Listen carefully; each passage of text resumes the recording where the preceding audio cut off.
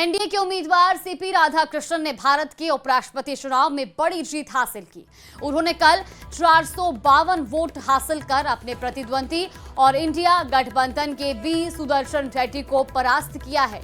जीत के बाद सीपी राधाकृष्णन ने कहा कि ये हर भारतीय की जीत है और चुनाव खत्म होने के बाद हमें राजनीति भूल जानी चाहिए। उन्होंने ये भी कहा कि लोकतंत्र में सत्ता पक्ष और विपक्ष दोनों का महत्व है और हम सभी को मिलकर काम करना होगा। तो वहीं रक्षा मंत्री राजनाथ सिंह ने नवनिर्वाचित उपराष्ट्रपति से मुलाकात की। उपराष्ट्रपति चुनाव जीतने पर उन्हें बधाई भी दी। इस मौके पर गृह मंत्री अमित शाह ने भी नवनिर्वाचित उपराष्ट्रपति से मुलाकात कर चुनाव जीतने पर उन्हें बधाई दी है। तस्वीरें आपको दिखा रहे हैं प्रधानमंत्री नरेंद्र मोदी और गृह मंत्री अमित शाह और रक्षा मंत्री राजनाथ सिंह से मुलाकात की 3 तस्वीरें। It is a victory for every Indian that we all have to work together. If India, we have to develop Viksit Bharat by 2047 means we should not do politics in everything. We have to forget, once the election is over, we have to forget the politics and we have to concentrate on the development.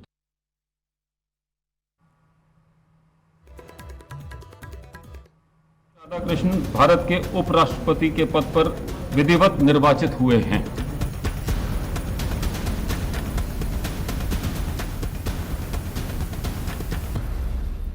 Bharat को अपना नया उपराष्ट्रपति मिल चुका है। NDA उम्मीदवार और महाराष्ट्र के राज्यपाल रहे सीपी राधाकृष्णन भारत के उपराष्ट्रपति होंगे। राज्यसभा महासचिव पीसी मोदी ने बताया कि सीपी राधाकृष्णन को 452 वोट मिले हैं। वहीं विपक्ष के उम्मीदवार जस्टिस सुदर्शन रेड्डी को 300 वोट मिले।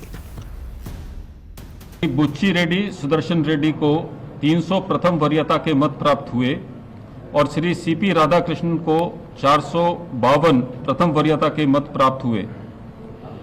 चूंकि श्री सीपी राधाकृष्णन को अपेक्षित कोटे से अधिक वरीयता के मत प्राप्त हुए, मैं पीसी मोदी उपराष्ट्रपति निर्वाचन 2025 के निर्वाचन अधिकारी एतद द्वारा घोषित करता हूं कि श्री सीपी राधाकृष्णन भारत के उपराष्ट्रपति के पद पर विधिवत निर्वाचित हुए हैं। उपराष्ट्रपति चुनाव में कुल 752 वोट पड़े थे, जिनमें से एनडीए उम्मीदवार को 452 और इंडिया उम्मीदवार को 300 वोट मिले थे। इस दौरान 15 क्रॉस वोट पड़ने का भी दावा किया जा रहा है।